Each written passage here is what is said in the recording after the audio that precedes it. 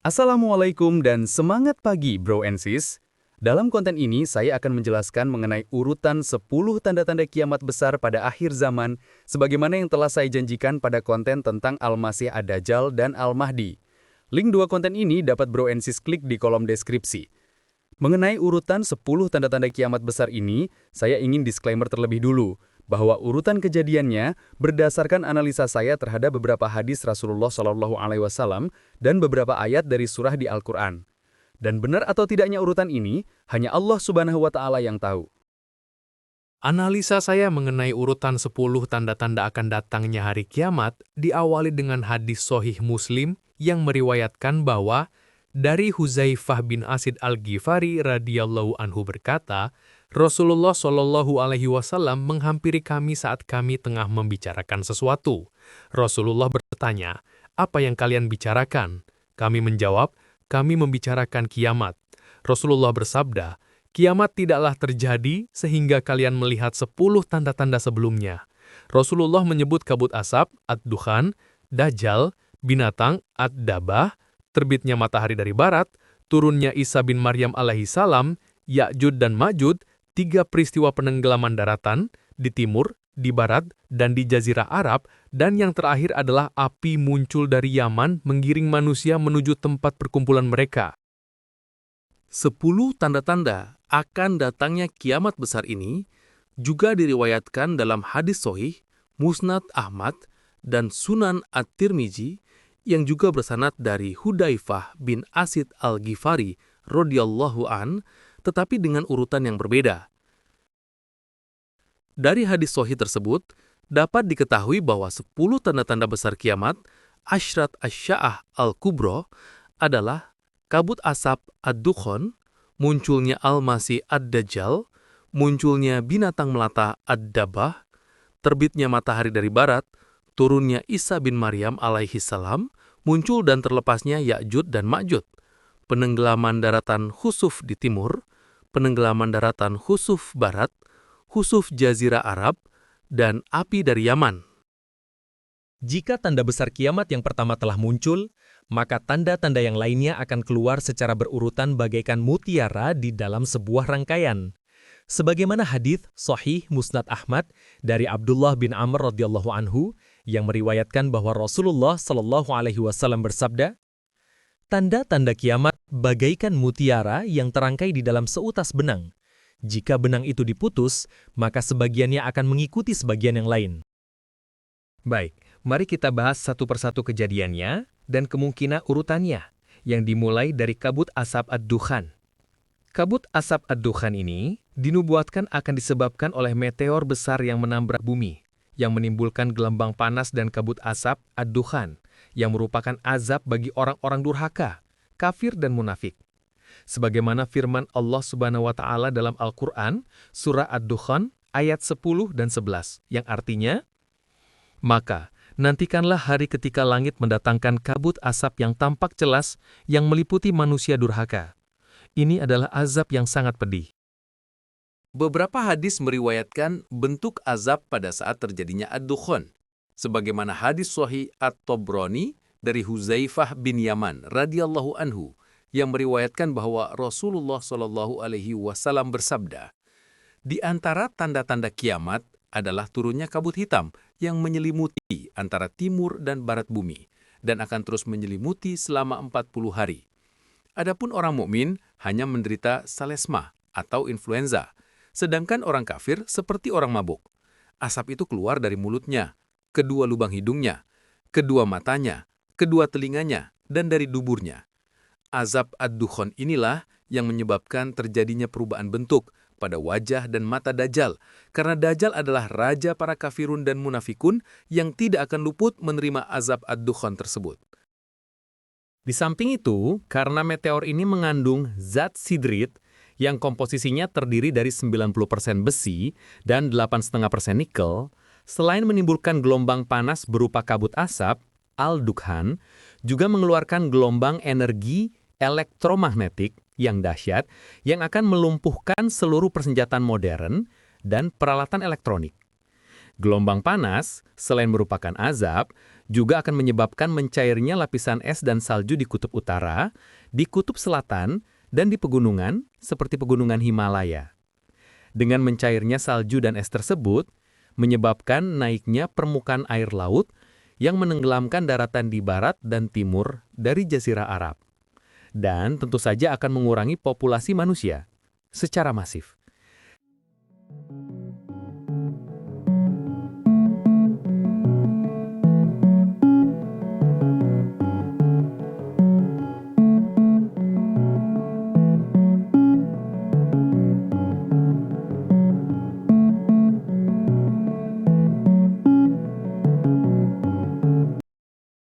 Sekarang pertanyaannya, kapan waktu berlakunya azab kabut asap ad-Dukhan ini?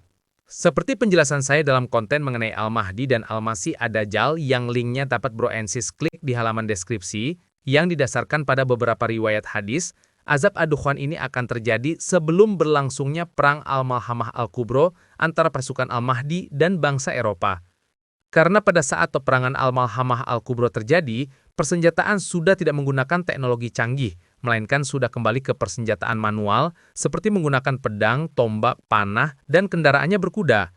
Dan karena berkurangnya populasi manusia, maka jumlah tentara gabungan dari 80 bendera atau negara pun hanya sekitar 900.000 pasukan saja. Yang menarik dari kejadian kabut asap ad-Dukhan ini adalah adanya kemungkinan terjadinya penenggelaman daratan, baik di timur dan di barat dari Jazirah Arab. Dan menurut pendapat saya, mengenai kejadian penenggelaman daratan di timur dan di barat ini adalah bagian dari 10 tanda-tanda kiamat besar. Jadi, urutan sementara ini adalah kabut asap ad-Dukhan akan terjadi terlebih dulu, dan kemudian akan disusul dengan penenggelaman daratan di timur dan di barat dari Jazirah Arab. Dan bagaimana dengan penenggelaman di daratan di Jazirah Arab? Apakah terjadi secara bersamaan dengan penenggelaman daratan lainnya? Oh iya, sebelum saya lanjutkan penjelasan mengenai hal tersebut, saya harapkan bantuan Bro and Sis dapat memberikan like, share, dan subscribe channel saya ini. Terima kasih Bro and Sis. Baik, mari saya lanjutkan. Berdasarkan penjelasan saya pada konten mengenai Al-Mahdi dan Al-Masih ad-Dajjal, kejadian penenggelaman daratan di Jazirah Arab akan terjadi lebih awal sebelum kejadian kabut asap ad-Dukhan. Untuk penenggelaman daratan di Jazirah Arab akan saya jelaskan kembali setelah saya menjelaskan dalil penyebab tenggelamnya daratan di timur dan di barat. Berdasarkan hadis tentang 10 tanda-tanda besar kiamat yang disebutkan sebelumnya, penenggelaman daratan di barat dan di timur dalam hadis menggunakan kata khusuf atau khosaf yang dalam bahasa Arab berarti tanah menelan sesuatu akibat pergeseran di bawah permukaan. Sehingga, para ulama klasik seperti Imam An-Nawawi, Ibnu Hajar al-Asqalani, dan Al-Qurtubi berpendapat penenggelaman daratan ini diakibatkan karena gempa bumi, yang menyebabkan bumi terbelah dan menelan daratan di atasnya, dan bukan karena naiknya air laut. Berbeda dengan ulama klasik, peneliti musim kontemporer menafsirkan penenggelaman daratan bisa juga akibat kenaikan drastis air laut, misalnya akibat perubahan gravitasi bumi atau efek tabrakan benda langit. Namun, tafsir ini lebih spekulatif dari sisi ulama klasik, karena kata khusuf secara bahasa dan tafsir klasik tidak menunjuk pada air laut, melainkan runtuhnya tanah. Sedangkan kalau menurut pendapat saya, penenggelaman daratan di timur dan di barat ini diakibatkan oleh kombinasi gempa dan naiknya permukaan laut. Dan dua kejadian ini terjadi secara bersamaan, dan masih berhubungan langsung dengan kejadian meteor yang menabrak bumi penyebab ad-Dukhan. Begini alasan dan dalih kejadiannya Bro and Sis. Dalam konten mengenai Al-Mahdi, telah dijelaskan bahwa sebelum terjadinya Perang Besar Al-Malhamah Al-Kubro dan Al-Mahdi telah membangun pusat komandonya di Al-Ghauta Damaskus Suria, akan terjadi tanda kiamat besar kabut asap ad-Dukhan yang disebabkan oleh meteor besar yang jatuh menghantam bumi. Kabut asap ad-Dukhan ini sangatlah panas karena merupakan bentuk azab yang langsung diturunkan oleh Allah Subhanahu wa Ta'ala kepada orang-orang kafir dan munafik di dunia. Meteor ini, selain menyebabkan mencairnya es dan salju di seluruh permukaan bumi, juga akan menimbulkan gempa bumi, baik karena meletusnya gunung berapi maupun terjadinya gempa tektonik. Gempa tektonik ini yang menyebabkan terjadinya pergerakan lempeng dunia, yang di satu sisi terjadi penurunan daratan, dan di sisi lainnya terjadi penaikan daratan. Terjadinya kedua jenis gempa bumi haruslah dipicu dengan energi mekanik yang sangat besar. Nubuat akan terjadi banyaknya gempa bumi di era Al-Mahdi tersebut ternyata juga diriwayatkan dalam hadis sahih, yaitu setelah Al-Mahdi membangun pusat komandonya di Al-Ghouta, Damaskus, Suriah. Sebagaimana hadis sahih Sunan Abu Daud, Musnad Ahmad, dan Al-Hakim dari Ibnu Hawalah radhiyallahu anhu yang meriwayatkan bahwa Rasulullah Shallallahu alaihi wasallam bersabda, "Wahai Ibnu Hawalah, jika engkau melihat kekhalifahan telah turun di bumi yang disucikan, yakni Syam, termasuk Palestina, maka sungguh telah dekatlah gempa-gempa, kekacauan dan perkara-perkara besar.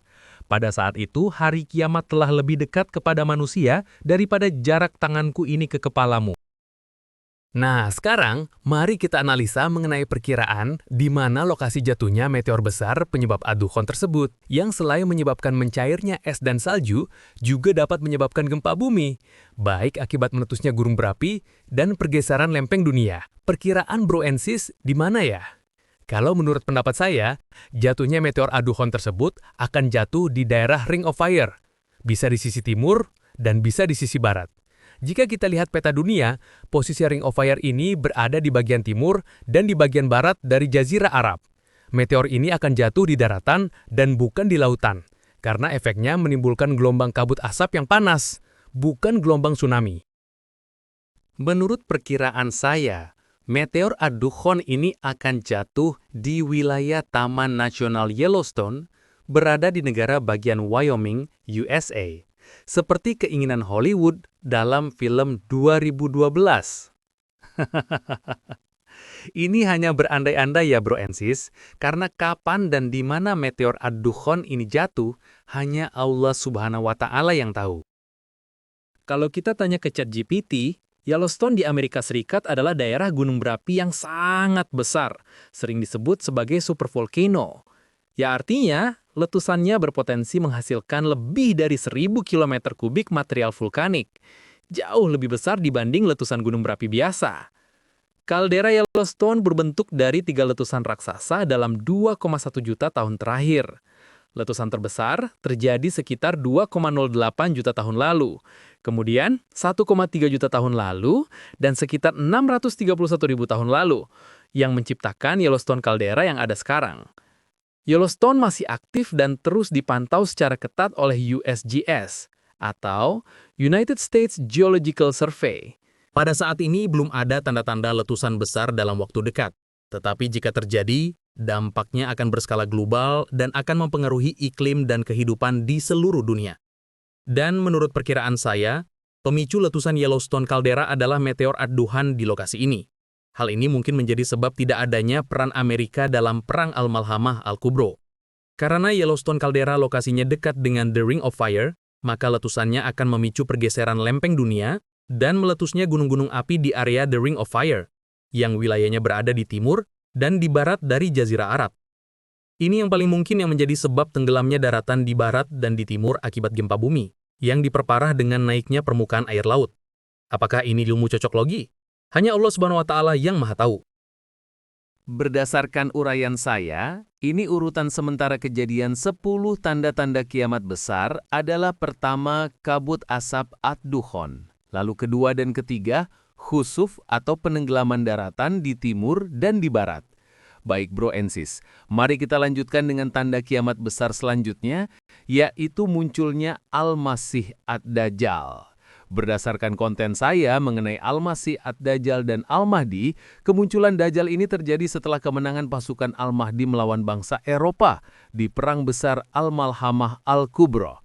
Cekidot konten saya mengenai Al-Masih Ad-Dajjal dan Al-Mahdi ya Bro and Sis. Kemunculan Al-Masih Ad-Dajjal ini adalah tanda kiamat besar yang keempat. Baik, mari kita lanjut kedua tanda kiamat besar sekaligus, yaitu munculnya binatang melata Ad-Dabah dan terbitnya matahari dari barat. Karena dua kejadian ini saling berkaitan. Dalam hadis Sahih Muslim dari Abu Hurairah radhiyallahu anhu diriwayatkan bahwa Rasulullah Shallallahu alaihi wasallam bersabda, ada 3 perkara, apabila ketiganya telah muncul, maka tidak berguna lagi keimanan seseorang yang sebelumnya belum beriman atau belum berbuat kebaikan dengan imannya, yaitu 1. Terbitnya matahari dari arah barat, 2. Kemunculan Dajjal, Dan ketiga, kemunculan binatang melata, ad-dabbah al-ard. Adapun dalil Al-Quran untuk hadis ini adalah Surat Al-An'am ayat 158, yang artinya, yang mereka nanti-nanti tidak lain hanyalah kedatangan malaikat kepada mereka untuk mencabut nyawa mereka, atau kedatangan siksa Tuhanmu, atau kedatangan beberapa ayat Tuhanmu. Pada hari datangnya ayat dari Tuhanmu, tidaklah bermanfaat lagi iman seseorang kepada dirinya sendiri yang belum beriman sebelum itu, atau dia belum mengusahakan kebaikan dalam masa imannya. Katakanlah, tunggulah olehmu, sesungguhnya kami pun menunggu pula. Berdasarkan hadis dan Al-Quran Surat Al-An'am ayat 158 tersebut, maka dapat diyakini bahwa terbitnya matahari dari arah barat, kemunculan Al-Masih Ad-Dajjal, dan binatang melata atau dabbah al-ard adalah suatu kepastian yang nyata dan wajib diimani. Baik bro and sis, mari kita bahas apakah itu binatang melata atau dabbah al-ard, kapan dan di mana dabbah al-ard akan muncul serta apa tugas utamanya. Kemunculan binatang dabbah al-ard ini juga difirmankan oleh Allah Subhanahu wa taala dalam Al-Qur'an, surah An-Naml ayat 82, yang artinya, apabila perkataan atau ketentuan masa kehancuran alam telah berlaku atas mereka, kami mengeluarkan makhluk bergerak dari bumi yang akan mengatakan kepada mereka bahwa manusia selama ini tidak yakin pada ayat-ayat kami. Binatang dabbah al-ard ini akan muncul di waktu duha, setelah terbitnya matahari dari arah barat. Sebagaimana hadis Sahih Sunan Abu Daud dari Abdullah bin Amr radhiyallahu anhu yang meriwayatkan bahwa Rasulullah Shallallahu Alaihi Wasallam bersabda, "Sesungguhnya tanda-tanda kiamat yang pertama kali muncul ialah terbitnya matahari dari arah barat dan keluarnya binatang melata atau dabbah kepada manusia di waktu duha. Mana saja dari keduanya yang lebih dahulu terjadi, maka yang lainnya akan segera menyusul tak lama kemudian." Adapun batasan waktu duha adalah sesuai dengan hadis Sahih Muslim dari Amr bin Abbasah As-Sulami radhiyallahu anhu. Ia berkata, "Aku datang kepada Rasulullah Shallallahu Alaihi Wasallam di Madinah, lalu aku berkata, 'Wahai Nabi Allah, ajarkanlah kepadaku tentang solat.' Maka Rasulullah Shallallahu Alaihi Wasallam bersabda, 'Kerjakanlah solat subuh, kemudian janganlah engkau melakukan solat sunnah apapun ketika matahari sedang terbit sampai ia meninggi. Karena ketika itu, matahari terbit di antara dua tanduk setan, dan saat itulah orang-orang kafir bersujud kepadanya. Setelah matahari meninggi, maka solatlah, karena solat pada saat itu dihadiri dan disaksikan oleh para malaikat, hingga bayangan tombak mengecil tengah hari. Lalu berhentilah dari solat ketika matahari tepat di atas kepala, karena saat itu neraka jahanam sedang dinyalakan. Setelah matahari tergelincir, maka solatlah.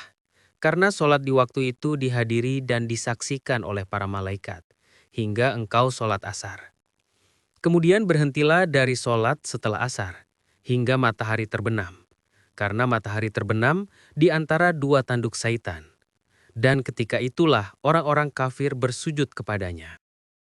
Berdasarkan hadis ini, disepakati oleh para ulama bahwa waktu duha dimulai setelah matahari terbit setinggi satu tombak atau kira-kira 15 hingga 20 menit setelah matahari terbit. Waktu duha berakhir saat matahari mulai tergelincir, yaitu sekitar 15 menit sebelum masuk waktu sholat zuhur. Di waktu duha inilah binatang dabbah al-ard muncul. Berdasarkan hadis, binatang dabbah al-ard akan muncul di daerah sekitar Makkah, sebagaimana hadis Sahih Musnad Ahmad dari Abu Hurairah radhiyallahu anhu. Ia berkata, "Aku keluar bersama Rasulullah Shallallahu Alaihi Wasallam menuju suatu daerah. Ketika kami berada di tanah datar berbatu di sekitar Makkah, tiba-tiba bumi terbelah. Lalu keluarlah seekor binatang melata. Maka Rasulullah Shallallahu Alaihi Wasallam bersabda, 'Dari tempat inilah dabbah akan keluar.' Berdasarkan hadis ini, binatang dabbah al-ard akan muncul di sekitar Makkah. Dan dalam beberapa hadis doif, lokasinya di antara Safa dan Marwah. Adapun yang dilakukan oleh binatang dabbah al-ard adalah memberi tanda terhadap dua kelompok manusia, yaitu muslim atau kafir. Dalam beberapa riwayat hadis, namun status hadisnya dhaif karena salah satu sanadnya berasal dari Ali bin Zaid bin Jud'an yang dhaif hafalannya. Adapun hadis dhaif ini diriwayatkan oleh Musnad Ahmad dari Affan bin Muslim, dari Hamad bin Salamah, dari Ali bin Zaid bin Jur'an, dari Abu Al-Siddiq An-Naji, dari Abu Hurairah radhiyallahu anhu yang meriwayatkan bahwa Rasulullah shallallahu alaihi wasallam bersabda, akan keluar binatang atau dabah membawa tongkat Musa dan cincin Sulaiman. Ia akan mengusap wajah orang beriman dengan tongkat itu hingga bercahaya dan menandai hidung orang kafir dengan cincin itu. Para ulama klasik berpendapat bahwa tongkat Nabi Musa alaihissalam dan cincin Nabi Sulaiman alaihissalam adalah bermakna simbolik, seperti pendapat dari Al-Qurtubi menyatakan bahwa binatang itu membawa tongkat Musa dan cincin Sulaiman. Ia akan membedakan antara mukmin dan kafir dengan keduanya, bukan dengan sihir, tapi dengan izin Allah Subhanahu wa Ta'ala. Maka wajah mukmin bersinar dan hidung orang kafir tertutup hitam. Ibnu Katsir menyatakan bahwa makna hadis menunjukkan dabah akan menjadi tanda pemisah. Tongkat Musa sebagai simbol rahmat dan petunjuk, sedangkan cincin Sulaiman sebagai simbol hukuman dan kekuasaan. Maka dengan keduanya, Allah Subhanahu wa Ta'ala menyingkap hakikat manusia. Bagaimana bro and sis? Semoga sudah memahami hakikat kemunculan binatang dabbah al-ard ini. Baik bro and sis, sekarang saya akan membahas mengenai tanda kiamat besar selanjutnya, yaitu terbitnya matahari dari arah barat. Tanda kiamat ini secara nyata akan terjadi dan bukan bermakna simbolis. Terbitnya matahari dari barat ini dalam keimanan Islam sebagai batas akhir diterimanya pertaubatan dan keimanan. Sebagaimana hadis sahih Muslim dari Abu Dzar radhiyallahu anhu yang meriwayatkan bahwa Rasulullah shallallahu alaihi wasallam bersabda, "Tahukah engkau kemana perginya matahari ini?" Aku menjawab, Allah dan Rasulnya lebih mengetahui. Rasulullah SAW bersabda, sesungguhnya matahari itu pergi lalu meminta izin untuk bersujud, maka diizinkanlah baginya. Dan hampir tiba waktunya ketika ia bersujud, tetapi sujudnya tidak diterima. Dan ia meminta izin, tetapi tidak diizinkan. Lalu dikatakan kepadanya, kembalilah dari tempat engkau datang. Maka ia pun terbit dari arah baratnya. Itulah saat di mana tidak lagi bermanfaat iman seseorang yang belum beriman sebelumnya atau yang belum mengusahakan kebaikan dalam masa imannya. Dengan terbitnya matahari dari barat inilah sebagai batas sudah tidak diterimanya taubat dan derajat keimanan manusia. Sehingga, jika sebelumnya orang tersebut belum beriman Islam, maka dengan terbitnya matahari dari barat, ia akan selamanya menjadi kafir hingga kiamat tiba. Dan berlakulah kondisi terakhir makna dari firman Allah Subhanahu wa Ta'ala dalam Al-Quran Surah Al-An'am ayat 158 yang artinya, yang mereka nanti-nantikan hanyalah kedatangan malaikat kepada mereka, kedatangan Tuhanmu atau sebagian tanda-tanda dari Tuhanmu. Pada hari datangnya sebagian tanda-tanda Tuhanmu tidak bermanfaat lagi iman seseorang yang belum beriman sebelum itu, atau belum berusaha berbuat kebajikan dalam masa imannya itu. Katakanlah, tunggulah, sesungguhnya kami pun menunggu. Ibnu Katsir, Al-Qurtubi, dan At-Tabari menafsirkan bahwa sebagian tanda-tanda Tuhanmu di sini maksudnya adalah matahari terbit dari arah barat. Jadi, ketika tanda itu muncul, pintu taubat ditutup dan tidak ada lagi keimanan baru yang diterima. Sebagaimana hadis Sahih Al-Bukhari dan Muslim dari Abu Hurairah radhiyallahu anhu yang meriwayatkan bahwa Rasulullah Shallallahu alaihi wasallam bersabda, tidak akan terjadi kiamat sampai matahari terbit dari barat. Ketika manusia melihatnya, mereka semua beriman, tetapi pada saat itu iman seseorang tidak lagi bermanfaat jika sebelumnya belum beriman atau tidak beramal baik dalam keimanannya. Imam An-Nawawi dalam Syarh Sahih Muslim menjelaskan, maksud tidak diterimanya iman setelah matahari terbit dari barat adalah bagi orang kafir yang baru beriman. Dan bagi orang Islam yang sebelumnya bermaksiat dan baru ingin bertaubat, taubatnya tidak diterima. Namun amal-amal kebiasaan atau ibadah umat Islam yang sudah beriman tetap dihitung selama belum wafat. Dan setelah matahari terbit dari arah barat, maka seluruh ilmu tentang Islam lenyap tidak berbekas, baik dalam bentuk hafalan atau ingatan maupun dalam bentuk tulisan. termasuk tulisan surah-surah dalam kitab Al-Quran. Sebagaimana firman Allah dalam Al-Quran, surah Al-Isra ayat 86, yang artinya, "Dan jika kami menghendaki, niscaya kami lenyapkan apa yang telah kami wahyukan kepadamu." Ibnu Katsir dan Al-Qurtubi menafsirkan bahwa surah Al-Isra ayat 86 ini menunjukkan Allah Subhanahu wa Ta'ala berkuasa untuk menghapus Al-Quran dari dada dan tulisan manusia bila Dia berkehendak. Dan kejadian itu akan benar-benar terjadi di akhir zaman setelah tanda-tanda besar muncul, khususnya ketika matahari telah terbit dari barat. Terhapusnya ilmu mengenai akidah Islam tidak hilang sekaligus, dan ini akan berlangsung sebelum kejadian matahari terbit dari arah barat, sebagaimana hadis Sahih Al-Bukhari dan Muslim dari Abdullah bin Amr bin Al-Ash radhiyallahu an yang meriwayatkan bahwa Rasulullah Shallallahu Alaihi Wasallam bersabda, "Sesungguhnya Allah tidak mencabut ilmu dengan mencabutnya dari dada manusia secara langsung, tetapi Allah mencabut ilmu dengan mematikan para ulama. Hingga apabila tidak tersisa seorang alim pun, manusia mengangkat orang-orang bodoh sebagai pemimpin. Mereka ditanya, lalu memberi fatwa tanpa ilmu, maka mereka sesat dan menyesatkan."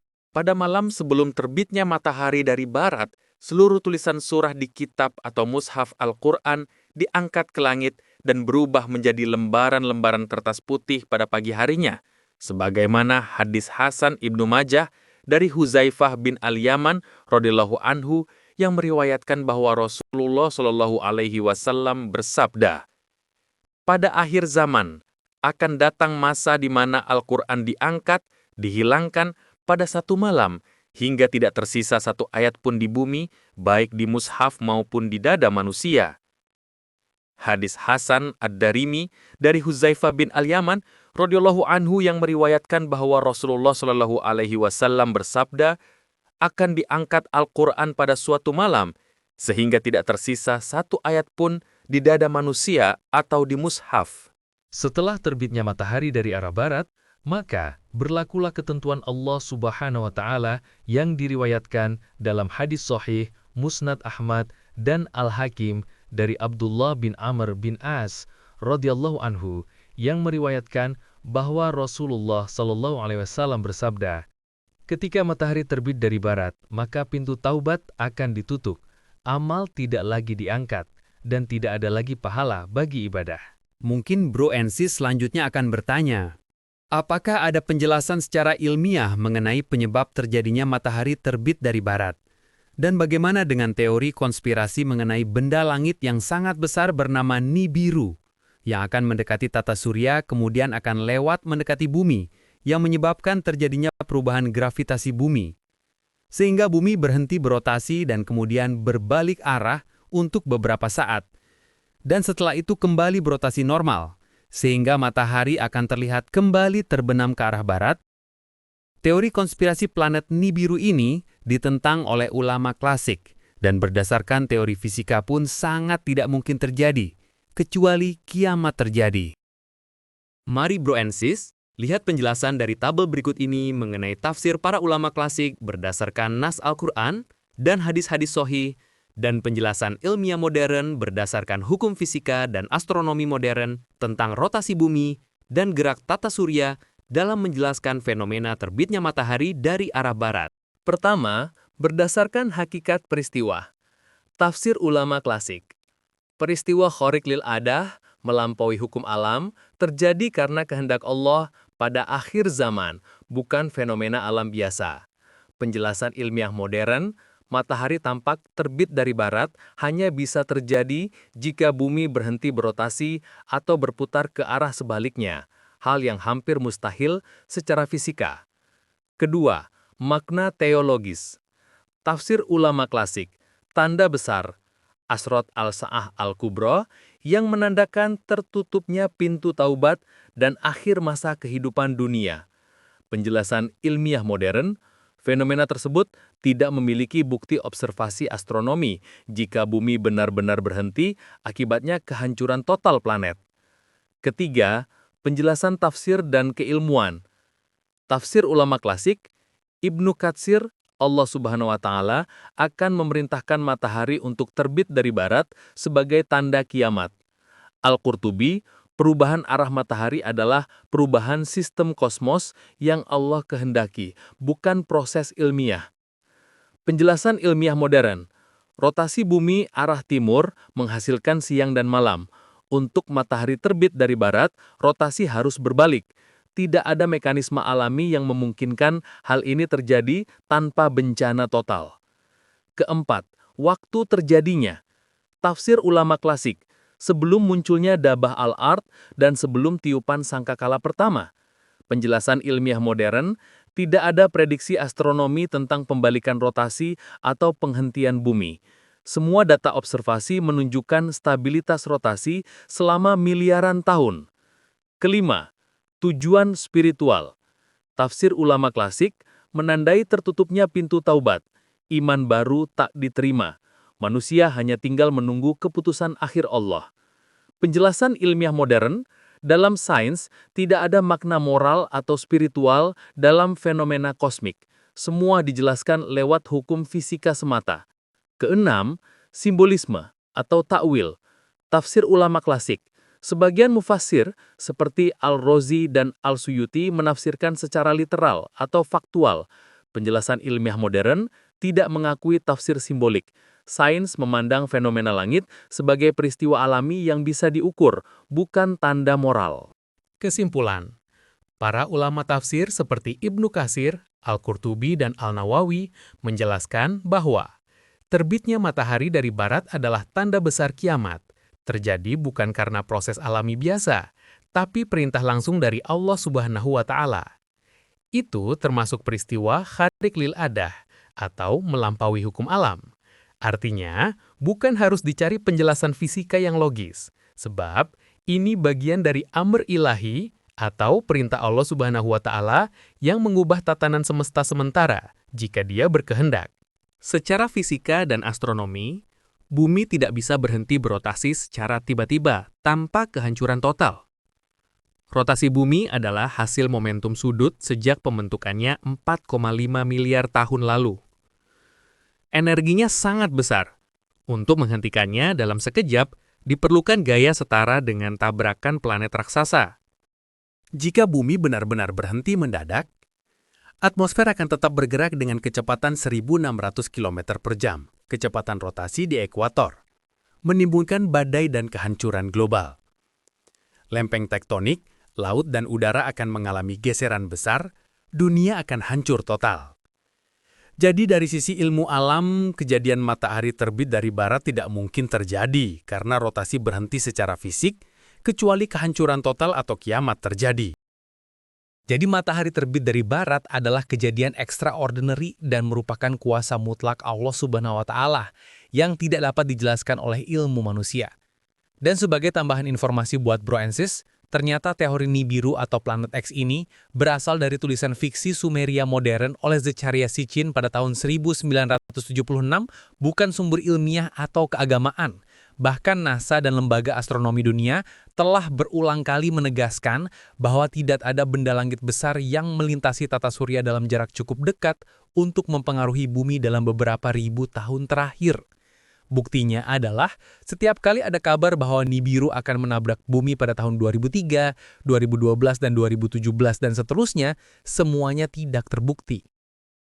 Agar Bro dan Sis lebih paham, saya akan jelaskan secara singkat fiksi konspirasi planet Nibiru atau Planet X karya Zecharia Sitchin ini.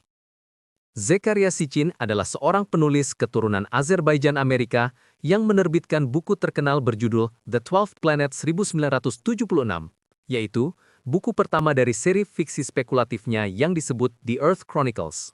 Menurut Sitchin, di dalam bukunya tersebut, peradaban Sumeria kuno atau di Mesopotamia tahun 4000 sebelum Masehi mewarisi pengetahuan dari makhluk luar angkasa yang datang dari planet ke-12 di tata surya kita, yang disebut Nibiru. Planet ke-12 ini menurutnya terdiri dari matahari, ditambah bulan, ditambah 9 planet, dan ditambah planet Nibiru menjadi 12 benda utama. Nibiru diklaim oleh Zecharia Sitchin memiliki orbit elips sangat besar, melintasi tata surya setiap kurang lebih 3.600 tahun, dan ketika mendekat ke bumi, terjadi peristiwa kosmik atau bencana besar. Di dalam buku fiksinya tersebut, Sitchin menafsirkan bahwa Anunnaki, dewa-dewa dalam mitologi Sumeria, sebenarnya adalah makhluk luar angkasa atau alien dari planet Nibiru. Mereka datang ke bumi lebih kurang 450.000 tahun lalu untuk menambang emas yang diperlukan untuk atmosfer planet mereka, versi Sitchin tentunya. Untuk membantu pekerjaan berat, para Anunnaki menciptakan manusia dengan rekayasa genetik, yaitu mencampur DNA mereka dengan hominid bumi atau Homo erectus, manusia purba. Maka menurut kisah fiksi Sitchin ini, manusia adalah makhluk hasil eksperimen Anunnaki. Semua klaim Sitchin dalam serial buku fiksinya tersebut ditolak keras oleh komunitas ilmiah karena alasan berikut. Bahasa Sumeria yang disalahartikan? Sitchin bukan ahli bahasa Sumeria, dan terjemahannya terbukti keliru oleh para Sumerolog, misalnya Samuel Noah Kramer dan Michael Heiser. Tidak ada bukti arkeologis bahwa bangsa Sumeria mengenal planet ke-12. Orbit 3.600 tahun dan planet Nibiru tidak pernah terdeteksi oleh astronomi modern. Klaim rekayasa genetik alien hanyalah fiksi tanpa dasar ilmiah. Dengan kata lain, teori Nibiru adalah fiksi ilmiah bergaya pseudo-sejarah, bukan naskah kuno asli. Jadi terbitnya matahari dari barat bukan peristiwa kosmik biasa, dan tidak perlu dicari penyebabnya lewat teori Nibiru, atau rotasi berhenti dalam imajinasi Sitchin, karena peristiwa itu akan terjadi sebagai kehendak langsung Allah Subhanahu wa Ta'ala, sebagai tanda penutup sejarah dunia, dan di luar logika fisika normal. Bagaimana Bro Ensis? Apakah masih mempercayai teori konspirasi mengenai planet Nibiru atau planet X? Jika tidak setuju, agar diberikan bukti empirisnya dan bukan memperdebatkannya tanpa ilmu, atau taklik buta ya Bro Ensis. Baik Bro Ensis, mari kita kembali ke topik awal mengenai urutan kejadian tanda-tanda kiamat besar. Dari penjelasan mengenai terbitnya matahari dari barat dan munculnya binatang Da'bah al-Ard, maka urutan sementara menjadi pertama terjadinya kabut asap ad-Dukhan, kedua dan ketiga tenggelamnya daratan di bagian barat dan timur dari Jazirah Arab, keempat muncul Al-Masih ad-Dajjal, kelima terbitnya matahari dari barat, keenam munculnya binatang Da'bah al-Ard. Sekarang kita bahas mengenai tanda selanjutnya, yaitu turunnya Nabi Isa bin Maryam alaihissalam. Kejadian ini juga sudah saya jelaskan pada konten mengenai Al-Mahdi, bahwa turunnya Nabi Isa bin Maryam alaihissalam adalah setelah kemunculan Al-Masih ad-Dajjal yang mengejar Al-Mahdi hingga ke Syam Suriah. Ketika sampai di kota Damaskus, Al-Masih ad-Dajjal dan seluruh pasukannya bergerak menuju ke Masjid Al-Jami Al-Umawi atau Masjid Agung Umayyah untuk bertempur dengan pasukan Al-Mahdi. Dan Al-Mahdi sebenarnya tidak akan mampu bertempur melawan Dajjal. Namun Allah Subhanahu wa Ta'ala memberi pertolongan dengan menurunkan Nabi Isa ibnu Maryam alaihissalam pada saat akan dilaksanakannya sholat subuh. Karena Nabi Isa ibnu Maryam alaihissalam lah yang ditakdirkan oleh Allah Subhanahu wa Ta'ala untuk melawan dan membunuh Dajjal. Sedangkan seluruh pasukan Yahudi Dajjal akan diburu dan dihancurkan sehancur-hancurnya oleh pasukan Al-Mahdi. Bahkan seluruh pohon dan binatang, serta bukit batu pun ikut membantu memusnahkan pasukan Yahudi Dajjal, kecuali pohon Gorkot. Turunnya Nabi Isa ibnu Maryam alaihissalam di akhir zaman telah difirmankan oleh Allah Subhanahu wa Ta'ala dalam Al-Quran Surah Az-Zukhruf ayat 61, yang artinya, dan sesungguhnya dia, Isa itu, benar-benar pertanda datangnya hari kiamat. Maka janganlah kamu ragu-ragu tentang kiamat itu, dan ikutilah aku. Inilah jalan yang lurus. Adapun misi yang akan dilakukan oleh Nabi Isa ibnu Maryam alaihissalam diriwayatkan dalam hadis Sahih Musnad Ahmad, Sunan Abu Daud dan Al-Bukhari dari Abu Hurairah radhiyallahu anhu yang meriwayatkan bahwa Rasulullah shallallahu alaihi wasallam bersabda, para nabi itu bersaudara seayah, Nabi Ibrahim alaihissalam, agama mereka satu, Islam, sedangkan ibu mereka berbeda-beda, Siti Hajar dan Sarah. Aku adalah orang yang paling dekat dengan Isa ibnu Maryam, karena antara aku dan dia tidak ada nabi. Dan sesungguhnya dia akan turun, kembali ke dunia. Bila kalian melihatnya, kenalilah dia, seorang laki-laki berperawakan sedang, berkulit kemerah-merahan, berambut lurus, seolah-olah kepalanya meneteskan air meskipun tidak basah. Ia akan menghancurkan salib, membunuh babi, menghapus jizyah, pajak perlindungan non-muslim, dan menyeru manusia hanya kepada Islam. Pada masanya, Allah Subhanahu wa Ta'ala akan membinasakan Al-Masih ad-Dajjal dan keamanan menyebar di muka bumi, hingga anak-anak bermain dengan ular dan binatang buas tidak lagi berbahaya. Isa bin Maryam akan tinggal di bumi selama 40 tahun, kemudian meninggal, dan kaum muslimin mensolatkannya. Nabi Isa ibnu Maryam alaihi salam akan menjadi khalifah Islam menggantikan Al-Mahdi hingga berumur 40 tahun. Di masa kepemimpinan Nabi Isa ibnu Maryam alaihi salam akan muncul tanda kiamat besar selanjutnya, yaitu lepasnya kaum Ya'juj dan Ma'juj. Nabi Isa ibnu Maryam alaihi salam tidak kuasa melawan Ya'juj dan Ma'juj, dan diperintahkan oleh Allah Subhanahu wa Ta'ala untuk membawa umat Islam menuju Bukit Tursina untuk menghindari bangsa barbar Ya'juj dan Ma'juj. Sebagaimana hadis Sahih Muslim dari An-Nawas bin Sam'an radhiyallahu anhu yang meriwayatkan bahwa Rasulullah Shallallahu alaihi wasallam bersabda, setelah Dajjal dibunuh oleh Isa bin Maryam, Allah Subhanahu wa Ta'ala mewahyukan kepada Isa, sesungguhnya aku telah mengeluarkan hamba-hambaku, yakni Ya'juj dan Ma'juj, dan tidak ada seorang pun yang mampu memerangi mereka. Maka kumpulkanlah hamba-hambaku ke gunung Tursina. Lalu Allah Subhanahu wa Ta'ala mengutus Ya'juj dan Ma'juj, mereka turun dengan cepat dari setiap tempat tinggi hingga memenuhi bumi dan menimbulkan kerusakan besar. Dengan turunnya Nabi Isa ibnu Maryam alaihi salam, kemudian disusul dengan lepasnya bangsa Ya'juj dan Ma'juj, maka urutan sementara terjadinya tanda-tanda kiamat besar berubah menjadi: pertama, terjadinya kabut asap ad-dukhan. Kedua dan ketiga, tenggelamnya daratan di bagian barat dan timur dari Jazirah Arab. Keempat, muncul Al-Masih Ad-Dajjal. Kelima, turunnya Nabi Isa ibnu Maryam alaihi salam. Keenam, lepasnya Ya'juj dan Ma'juj. Ketujuh, terbitnya matahari dari barat. Dan kedelapan, munculnya binatang dabah al-ard. Sebelum lanjut kepada tanda kiamat besar selanjutnya, penenggelaman daratan di Jazirah Arab, mari kita bahas mengenai siapakah bangsa Ya'juj dan Ma'juj. Dalam suatu riwayat hadis, bangsa Ya'juj dan Ma'juj ini adalah manusia, anak keturunan Nabi Adam alaihi salam dan bukan makhluk alien. Sebagaimana hadis sahih Muslim dari Abu Sa'id Al-Khudri radhiyallahu anhu yang meriwayatkan bahwa Rasulullah Sallallahu alaihi wasallam bersabda, Allah berfirman, "Wahai Adam." Adam menjawab, "Aku penuhi panggilanmu, segala kebaikan di tanganmu." Allah berfirman, "Keluarkanlah dari keturunanmu penghuni neraka." Adam bertanya, "Berapa jumlahnya wahai Tuhanku?" Allah berfirman, "Dari setiap 1.999 akan ke neraka." Para sahabat berkata, "Wahai Rasulullah, siapakah di antara kami yang termasuk satu orang itu?" Beliau menjawab, "Bergembiralah, karena dari golongan Ya'juj dan Ma'juj 1.000 orang dan dari kalian 1 orang." Sedangkan jika ada riwayat yang mengatakan bahwa Ya'juj dan Ma'juj berasal dari keturunan Yafid bin Nuh, itu bukanlah hadis, melainkan suatu athar atau perkataan sahabat Nabi.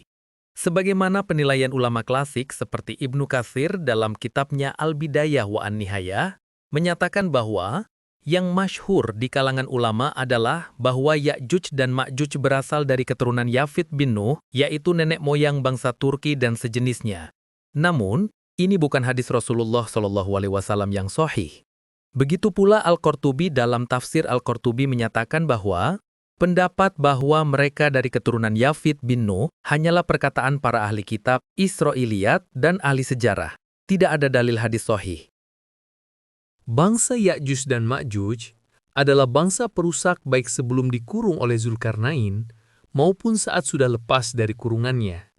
Hingga Nabi Isa ibnu Maryam alaihi salam pun tidak kuasa untuk melawannya, sehingga diperintahkan oleh Allah Subhanahu wa Ta'ala untuk membawa umat Islam yang tersisa untuk mengungsi ke Bukit Tursina. Begitu pula yang diriwayatkan dalam hadis Hasan, Musnad Ahmad dan Sunan At-Tirmidzi dari Abdullah bin Amr radhiyallahu anhu yang meriwayatkan bahwa Rasulullah Shallallahu alaihi wasallam bersabda, "Ya'juj dan Ma'juj akan keluar, mereka dari setiap bangsa. Lalu mereka membuat kerusakan di muka bumi, tidak menyisakan sesuatu pun kecuali mereka rusakan." Dan bangsa Ya'juj dan Ma'juj adalah bangsa perusak sejak awal. seperti yang telah difirmankan oleh Allah Subhanahu wa Ta'ala dalam Al-Quran Surah Al-Kahfi ayat 94 yang artinya, mereka berkata, "Wahai Zulkarnain, sesungguhnya Ya'juj dan Ma'juj adalah bangsa pembuat kerusakan di bumi. Bolehkah kami memberimu imbalan agar engkau membuatkan tembok penghalang antara kami dan mereka?" Namun demikian, seganas-ganasnya suatu kaum tidak ada artinya di hadapan Allah Subhanahu wa Ta'ala. Bangsa Ya'juj dan Ma'juj pun binasa dalam sehari secara serentak hanya dengan ditugaskannya makhluk kecil sejenis ulat. Sebagaimana yang diriwayatkan dalam hadis Sahih Muslim dari An-Nawas bin Sam'an Al-Kilabi radhiyallahu an yang meriwayatkan bahwa Rasulullah Shallallahu alaihi wasallam bersabda, "Kemudian Allah mewahyukan kepada Isa, 'Sesungguhnya aku telah mengeluarkan hamba-hambaku yang tak seorang pun dapat melawan mereka. Maka lindungilah hamba-hambaku ke Gunung Sur.' Lalu Allah mengutus Ya'juj dan Ma'juj, mereka turun dari setiap tempat tinggi. Bagian pertama dari mereka melewati Danau Tobariyah dan meminum airnya. Lalu bagian terakhir berkata, 'Dulu di sini ada airnya.' Nabi Allah Isa dan para sahabatnya dikepung, sehingga kepala sapi bagi mereka lebih berharga dari 100 dinar, salah seorang di antara kalian hari ini." Nabi Isa dan para sahabatnya berdoa kepada Allah. Lalu Allah mengirim ulat yang menyerang leher-leher kaum Ya'juj dan Ma'juj. Maka mereka mati serentak seperti satu jiwa. Nabi Isa dan para sahabatnya turun ke bumi, dan tidak mereka dapati sejengkal pun kecuali dipenuhi bangkai dan bau busuk mereka. Lalu mereka kembali berdoa kepada Allah. Maka Allah mengirimkan burung-burung besar yang lehernya seperti unta yang membawa dan melemparkan bangkai mereka ke tempat yang Allah kehendaki. Lalu Allah menurunkan hujan deras yang membersihkan bumi hingga seperti kaca. Kemudian dikatakan kepada bumi, "Tumbuhkanlah buahmu dan kembalikanlah keberkatanmu." Maka manusia menikmati kemakmuran yang besar. Sekarang mari kita bahas mengenai tanda kiamat besar selanjutnya, yaitu tenggelamnya daratan di Jazirah Arab. Tanda kiamat besar ini juga telah saya jelaskan dalam konten mengenai Al-Mahdi. Yang menurut pendapat saya berdasarkan hadis, tenggelamnya daratan di Jazirah Arab, tepatnya di daerah Al-Baidah, dekat kota Madinah, adalah kejadian pembuka dari 10 tanda-tanda kiamat besar. Ulama klasik Qurtubi dalam kitabnya At-Tazkirah juga menilai bahwa khusuf atau penenggelaman daratan di Al-Baidah adalah bagian dari tanda besar karena tidak pernah terjadi sebelumnya dan terkait langsung dengan kemunculan Al-Mahdi. Kejadiannya pun cukup dahsyat karena hampir seluruh manusia yang ada di tempat tersebut lenyap tertelan oleh daratan yang runtuh. Dan kejadiannya pun sesuai dengan makna arti dari kata khusuf, yaitu bumi menelan mereka, khusifa bihim. Karena kejadian tanda kiamat besar penenggelaman daratan di Al-Baidah, di Jazirah Arab, ini sebelum terjadinya azab kabut asap ad-Dukhon, maka urutan sementara 10 tanda-tanda kiamat besar berubah menjadi: pertama, penenggelaman daratan di Jazirah Arab, di Al-Baidah. Kedua, kabut asap ad-Dukhon. Ketiga dan keempat, tenggelamnya daratan di bagian barat dan timur dari Jazirah Arab. Kelima, muncul Al-Masih ad-Dajjal. Keenam, turunnya Nabi Isa ibnu Maryam alaihissalam. Ketujuh, lepasnya Ya'juj dan Ma'juj. Kedelapan, terbitnya matahari dari barat. Kesembilan, munculnya binatang Dabbah al-Ar. Baik, sekarang kita bahas tanda kiamat besar yang terakhir, api dari Yaman, yang mengantarkan manusia menuju hari kebangkitan, Al-Ba'ts wal Nusyur. Hal ini sesuai dengan pendapat dari Imam Nawawi dalam kitabnya, Syarah Muslim, yang menyatakan bahwa api yang keluar dari Yaman ini muncul setelah seluruh tanda besar lain selesai, seperti Dajjal, Ya'juj Ma'juj, dan turunnya Isa. Ini adalah tanda terakhir sebelum dunia mengalami kehancuran total atau kiamat. Al-Qurtubi dalam kitabnya At-Tazkirah menyatakan bahwa api dari Yaman ini bukan api biasa, tapi api azab dan pengumpul manusia terakhir, menandai akhir fasa kehidupan dunia. Ia mendorong manusia dari segala arah ke satu tempat mahsyar yang akan segera disusul oleh tiupan sangkakala yang pertama. Untuk kejadian tanda kiamat ke-10 ini, umat Islam tidak akan mengalaminya, karena seluruh umat Islam akan diwafatkan secara serentak setelah kejadian munculnya binatang Dabbah al-Ard dan sebelum munculnya tanda kiamat ke-10, api dari Yaman ini. Sebagaimana hadis sahih Muslim dari An-Nawas bin Sam'an radhiyallahu anhu yang meriwayatkan bahwa Rasulullah shallallahu alaihi wasallam bersabda, ketika mereka, yakni manusia setelah peristiwa Ya'juj dan Ma'juj, berada dalam keadaan demikian, Allah mengirimkan angin yang lembut dan harum yang berhembus dari arah Syam, lalu menyentuh di bawah ketiak mereka, sehingga setiap orang beriman dan setiap muslim dicabut nyawanya. Maka yang tersisa hanyalah manusia paling buruk yang berbuat maksiat seperti binatang keledai. Dan kepada mereka itulah kiamat terjadi. Dari seluruh penjelasan saya ini dapat disimpulkan bahwa urutan terjadinya tanda-tanda kiamat besar adalah: pertama, penenggelaman daratan di Jazirah Arab; kedua, kabut asap ad-Dukhan; ketiga dan keempat, tenggelamnya daratan di bagian barat dan timur dari Jazirah Arab; kelima, muncul Al-Masih ad-Dajjal; keenam, turunnya Nabi Isa ibnu Maryam alaihissalam; ketujuh, lepasnya Ya'juj dan Ma'juj; kedelapan, terbitnya matahari dari barat; kesembilan, munculnya binatang dabbah al-ard; dan kesepuluh, api dari Yaman. Sedangkan pembuka simpul 10 tanda-tanda kiamat besar ini adalah pembaiatan kali pertama Al-Mahdi di depan rukun dan makom Ibrahim di Makkah. Baik Bro and Sis, saya cukupkan konten mengenai urutan 10 tanda-tanda kiamat besar sebagai kelanjutan dari serial Akhir Zaman dalam keimanan Islam. Semoga konten ini dapat memperluas hasanah pengetahuan Bro and Sis mengenai Islam, khususnya mengenai eskatologis akhir zaman. Dan saya harapkan dukungan Bro and Sis untuk memberi like, share, dan subscribe channel saya ini. Terima kasih. Wassalamualaikum warahmatullahi wabarakatuh.